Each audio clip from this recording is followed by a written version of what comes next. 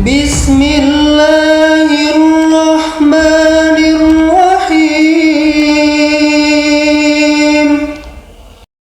Assalamualaikum warahmatullahi wabarakatuh. Apa kabar sahabat semuanya? Semoga kita senantiasa mendapat bimbingan Allah menuju jalan yang lurus. Ternyata fenomena telinga bersuara nying atau berdengung telah menjadi pertanyaan umum bagi banyak orang, terutama umat Islam. Banyak yang mengira bahwa ia sedang digosipkan oleh tetangga atau dirasan-rasani oleh orang yang tidak suka dengannya.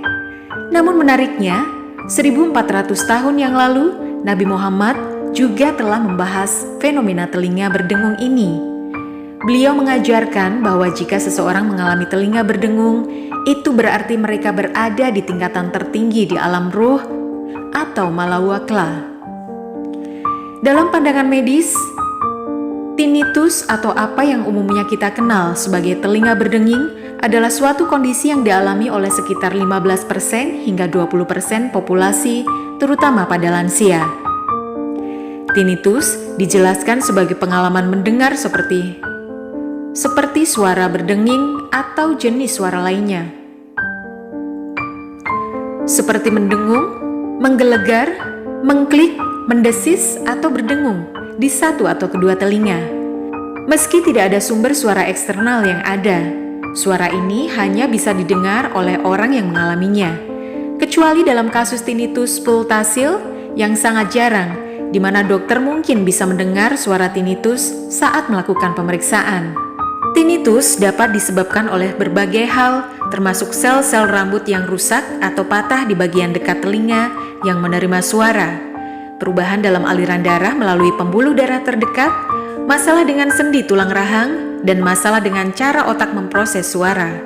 Kondisi ini biasanya disebabkan oleh suatu kondisi mendasar seperti gangguan pendengaran yang terkait dengan usia, cedera telinga, atau masalah dengan sistem sirkulasi. Walau begitu, sebagai umat Islam, kita juga harus mendengarkan penjelasan dari sumber-sumber Islam seperti hadis Nabi dan pendapat para ulama agar tidak tersesat. Ada sejumlah ulama yang berpendapat bahwa telinga berdenging merupakan panggilan dari Rasulullah. Gagasan ini didasarkan pada penafsiran dari beberapa hadis dan teks keagamaan. Salah satu dalil yang digunakan untuk mendukung pandangan ini adalah kutipan dari kitab As-Sisi Al-Jami' As-Saghir. Dalam kitab ini disebutkan bahwa ketika telinga seseorang berdenging, ia harus mengingat Rasulullah dan membaca sholawat untuknya. Rasulullah bersabda, "Jika telinga salah seorang di antara kalian berdengung, maka hendaknya ia mengingatku, membaca sholawat kepadaku, dan mengucapkan, Dzakarallahu man dzakarani bi khairin. Semoga Allah Subhanahu wa Ta'ala mengingat orang yang mengingatku dengan kebaikan." Teks ini diinterpretasikan oleh beberapa orang sebagai bukti bahwa telinga berdenging adalah panggilan dari Rasulullah.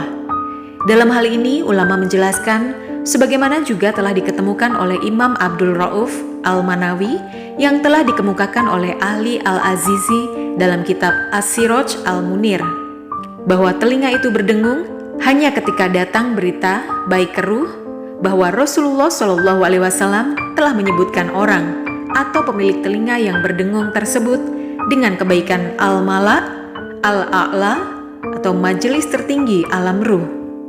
Dengan kebaikan al-mala, al-a'la, majelis tertinggi di alam ruh.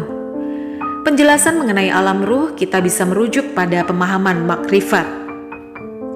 Seorang sufi, mereka memandang fenomena seperti telinga berdenging bisa ditafsirkan sebagai tanda atau simbol dari komunikasi antara manusia dan alam semesta atau antara manusia dan Allah.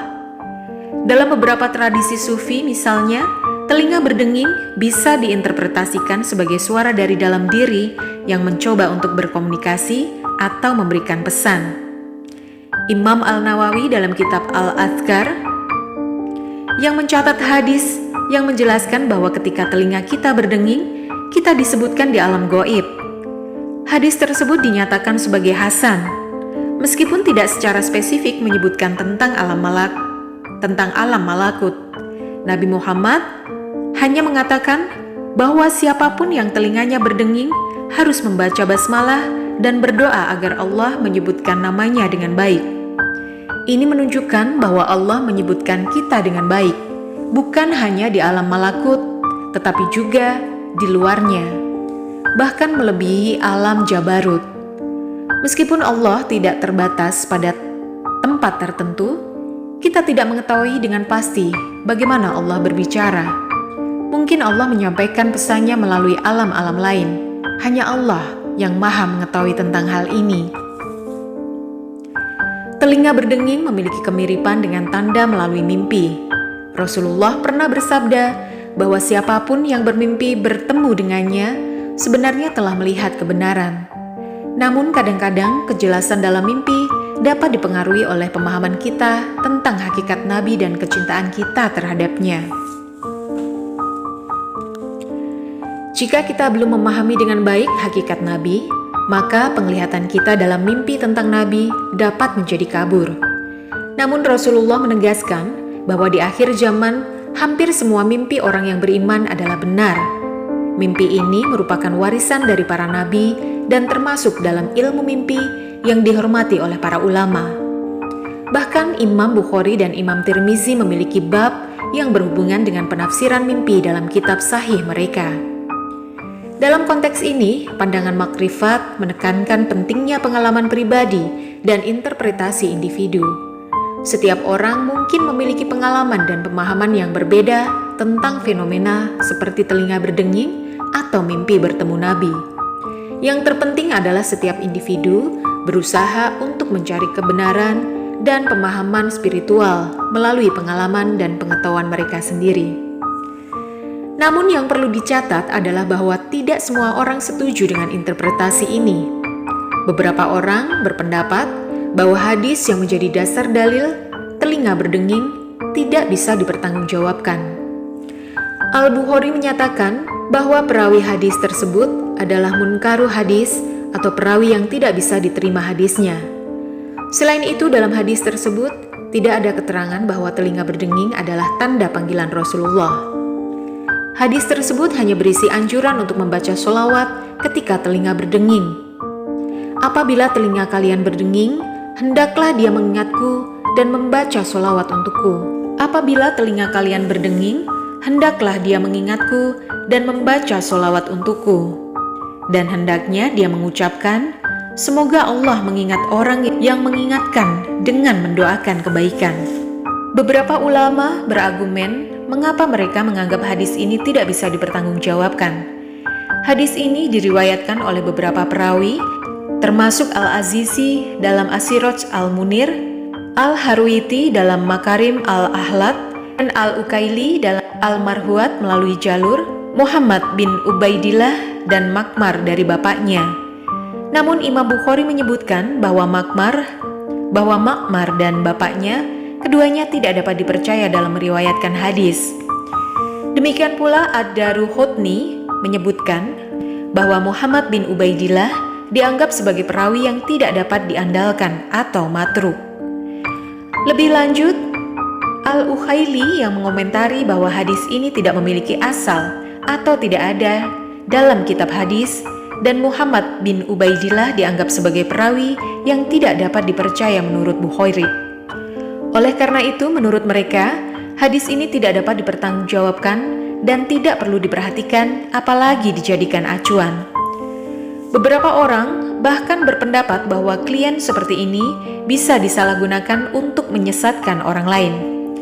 Walau begitu, pandangan ini didukung oleh Muktamar Nahdlatul Ulama ke-11 di Banjarmasin pada tanggal 19 Rabiul Awal 1355 Hijriah. Dalam muktamar itu dijelaskan bahwa suara nying dalam telinga menunjukkan bahwa Rasulullah sedang menyebut orang tersebut dalam perkumpulan yang tertinggi atau al-ma'la, al-a'la, agar ia ingat kepada beliau dan bersolawat kepadanya. Namun ini tidak berarti bahwa setiap kali telinga seseorang berdenging, itu adalah tanda Rasulullah sedang memanggil. Bisa saja karena pengaruh yang lain seperti kondisi medis atau hal lain yang tidak diketahui. Namun yang juga perlu diperhatikan adalah bahwa walaupun ada beberapa ulama yang mengatakan hadis ini sebagai lemah, kita tidak lantas berhenti mengucapkan sholawat kepada beliau. Sebagai simpulan, mesti ada beberapa dalil yang interpretasi yang digunakan untuk mendukung klaim bahwa telinga yang berdenging adalah tanda Rasulullah sedang memanggil. Meskipun ada perdebatan dan kontroversi seputar validasi dan interpretasi dari dalil-dalil tersebut, oleh karena itu penting untuk selalu melakukan penelitian dan kritik secara mendalam sebelum menerima informasi semacam ini, dan yang penting untuk menyimak setiap pembahasan sampai tuntas. Semoga dapat bermanfaat untuk kita semua. Wallahu a'lam bishawab.